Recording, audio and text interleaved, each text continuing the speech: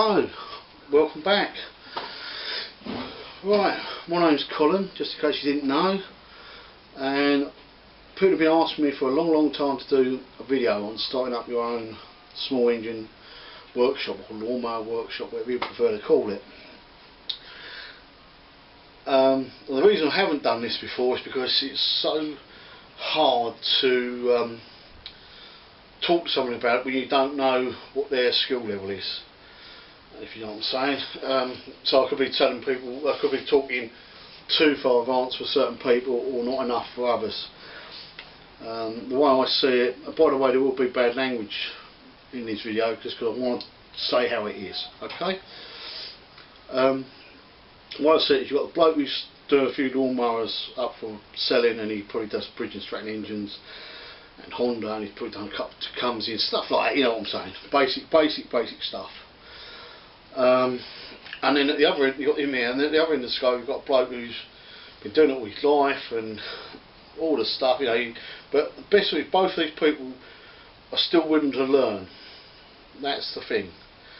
And they take note of other people saying they take it, and the best of it is if they both take it as with a pinch of salt, and they sort out all the bullshit, right, and just process the decent bits. The trouble is in this middle was a big section between the two, and that's where all the bullshit is. And you will find it on a lot of channels, the bullshit, and you've just got to sort out what's what. So there's people there who really don't know much, who will try to teach you their way, what could be completely wrong. I'm not saying it is, but it could be wrong. In amongst these videos I'm going to do, I'm going to be talking about my mates who also are in the small engine business. If any of it sounds like people on YouTube, it's just because it sounds like people on YouTube. It's not. I will not ever go anybody other channel or whatever. I'll try to promote a few who want going through it if I can, to get you to have a look. It might help you out. Like at the top of the tree there, you probably people like Donny Boy 73. Especially if you watch his early stuff, really good. You'll learn loads if you don't already know it. And it's handy, even if you do think you know it all, it's handy to watch people like him now and again, because he will come up with something. Oh, what didn't I think of that? Oh, it's bloody obvious, isn't it? I didn't forget anything about that, because you can't remember everything. But what worries me is the bullshitters in the middle. I'm pretty sure most people have got a bit of common sense and will suss it all out, okay? But like I said, I'm not having to go at any particular channel. But like I said, I've been asked for years to do this, and I've just, every time I've gone to do it, I had some done earlier in the year, and I've just wiped them out, because I just think to myself, how can I tell somebody how, you know? So we'll go through my history a little bit. I started working on small engines when I was about 3 years old, mainly rotavators, because at the time mowers were like Suffolk Colts, Suffolk Punchers, Haterettes. Plus we had quite a bit of ground, so we had a lot of rotavators and stuff. Mainly bridge and stratton engines, the odd Jap, and things like that. Some of you might not have even heard of Jap engines, actually, think about it, but Jap engines and stuff like that. And then obviously I grew up with engines, small engines and whatever. We all did, all my brothers did. My only brothers was one, Keith, as you know, on the channel, he does gardening. My other brother you've met a few times, Terry, he does car mechanics, but I didn't like the idea of that, all gardening, so I ended up in the middle, okay, with small engines. But I didn't do nothing with the idea, I just did it as a hobby, nights and weekends, and then I did engineering when I left school. I wanted to work on a farm, but I couldn't get on a farm, so I ended up doing lathe work and started training myself. I did train as a tool maker and stuff like that over the years. Plus I did other jobs, and I set myself up with building companies and stuff, and groundwork stuff and all the rest of it, just to make a living. That's all it was, to make a living. And I couldn't find work once, about 20 odd years ago, and somebody said to me, you want to get into, do your lawnmower repairs, there's money in that. And I, oh yeah, right. So I did a few from home, and I used to do push bike repairs as well, and push bikes and lawnmowers. And then when I gave up me racing and minis and stuff, I had a workshop sitting there, so I moved I had a big place for me minis and a shit little place for for me me mower. So I swapped them. I sort of swapped the gear over to there, and then it just went on from there. It just went crazy, absolutely crazy. Even though less than half a mile away was another well-established mower, small engine shop, which is still going now. So I worked that up and I worked it up and up, and we ended up with a couple of big workshops, big workshops in the end. And then 10 years ago I packed it in. I had not the job, I loved the job, but I had enough of customers. I'm not the most sociable person sometimes, you know. But anyway, I had enough customers, so we moved here. And the idea was to build a big workshop down here, what we'd never done, as you can see. We only got the little one, and that was it. And then a neighbour found out that I used to do mowers. He asked me to do his mower, and I did his mower. He told someone else, he told someone else, told someone else. And then within 2 weeks of that, I'd got a contract at my door. I'd done the machine for him. We dropped it off, and by the time 10 minutes later I'd got his machine going. I phoned him up. He come back with 3 more Hater 56s and a load of chainsaws, and then so I still didn't want to work for myself, so I went to work for a mate of mine for a little while, and then I started thinking to myself, why am I lying in his pocket? Because he was sitting in the office and I was working on the machines, and he was having days off because he was spending the money I was earning. And I thought, stuff this, I'm going to go on my own. And that's what I did. I haven't put a lot of mower repair videos up really on this channel, but I've done a lot. But I didn't only deal with small engines, so I dealt with basically anything from a lawnmower right the way up to mini diggers and like compact tractors, small tractors and stuff like that. And I still do that, but I don't put it on YouTube. I should. But I think you'll get the gist of what I'm trying to say to you. So that's my experience, and because a lot of people who do mower videos on YouTube don't really do mower repairs full time. You know, there's probably only a handful of people who actually do it.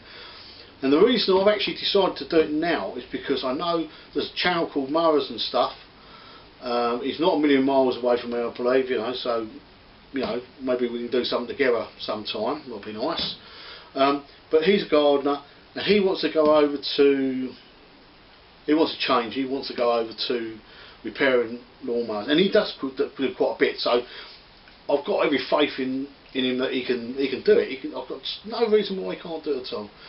And it got me thinking, well, maybe there are people out there just need that little bit of a shove. Because I wouldn't.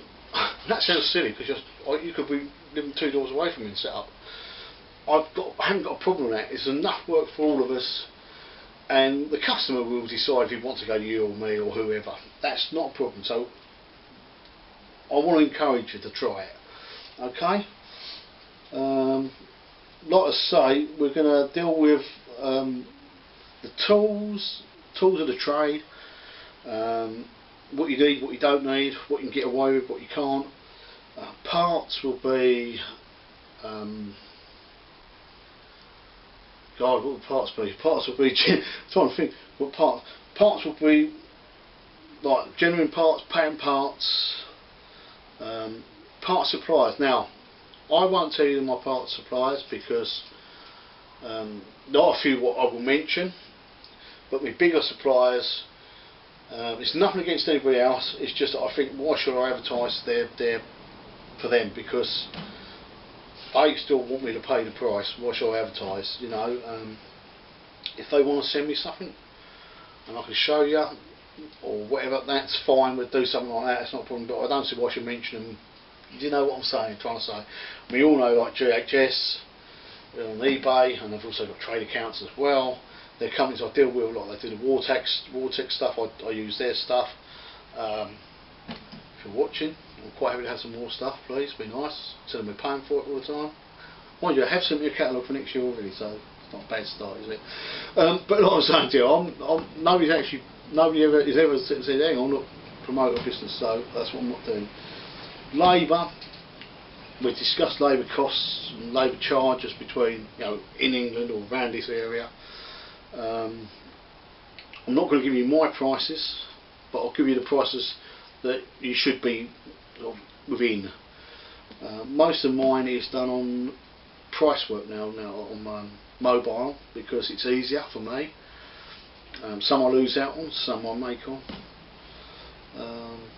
What else? I think that's about it really, what we're going to discuss on these things. But the main problem is, where do you start? Where do you start? Do you start with this bloke here in the top? Do you start with the bullshitters, or do you start with the bloke in the shed who's fiddling with these at night after work, or like I say, he's on the dial and oh, sorry about that, my battery just went.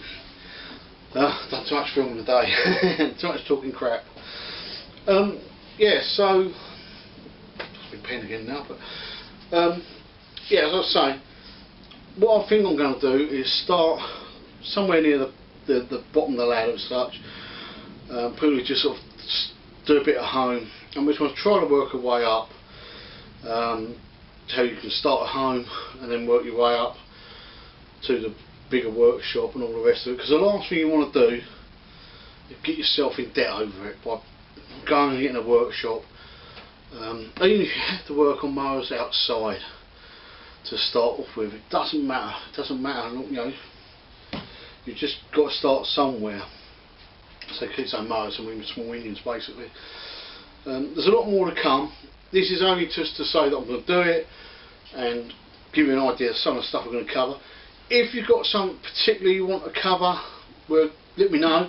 May not be able to cover it straight away, because it might be sort of too far advanced, if you know what I'm saying.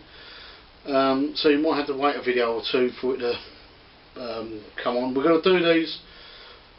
These will probably be put up on a Friday, and they won't be every week because other things going on. So it's whenever I get a chance, and we may even do them from indoors. Don't need to do them out here in the wind and the noise and everything else. So I hope that sort of gives you an idea of what I plan on doing. Quick going home and it's really annoying me. I've just had a sausage roll and I've got a bit stuck in my tooth. It was really lovely. But yeah, and like I say, on these videos, I apologise for the language, but that's the way it is, because I've got to say it as I see it. And that's how these videos will be, so it's tough if you don't like it. Don't watch them. If you like this sort of stuff and you haven't subscribed, do that. You know the drill. I'm not going to keep telling people. I'm sure you all know, you get told by everybody else. Yeah, and like I say, if you're thinking about doing it, let us know as well, because, you know, be interesting to find out if anybody does start up. There's a thing that people ask all the time, is when's the best time to set up? Well, when you're ready. Simple as that. When you're ready. It's not a particular time of year or anything like that. It's when you feel you're ready. And sometimes even if you're not feeling ready, but you know you can do it, just go for it. But obviously if you've got a decent job, don't pack your job in and go for it. Just start up slowly. And more you can learn, the better. You've got to learn about two strokes to be any good, really. You've got to learn about different machines. No good sticking to lawnmowers, because you need to get them. You need to get people through the door. Okay. But I mean, if you start with lawnmowers, then you can always learn these things as you go, I suppose. Yeah, we all learned how to start somewhere, didn't we? And I've learned loads over the years. And like I say, I do specialise in two-stroke stuff, really, and a bit of tuning and stuff as well. So yeah, I mean, I don't show. I'm as daft as what I look. Okay. Another problem I do suffer with, what some of you might not. I'm actually dyslexic, so that's probably puts me on a slower building. You know, I think my business have took longer to build because of the dyslexic side of it as such, because you lose confidence in certain things like the paperwork side as such, and you know, stuff like that doesn't help. But yeah, so obviously, like I say, you ain't got a brain box to do this. This is common sense. Small engines, most channels will tell you, it's 90% common sense. As long as you've got a bit of common sense and you can work things out and you're safe with tools, then go for it. Like I say, I'm not going to ramble on because it's going to be miles too bloody long as it is. So I shall see you next time. Have fun, all the rest of it. Keep working on them mowers, and I shall see you another time. Bye.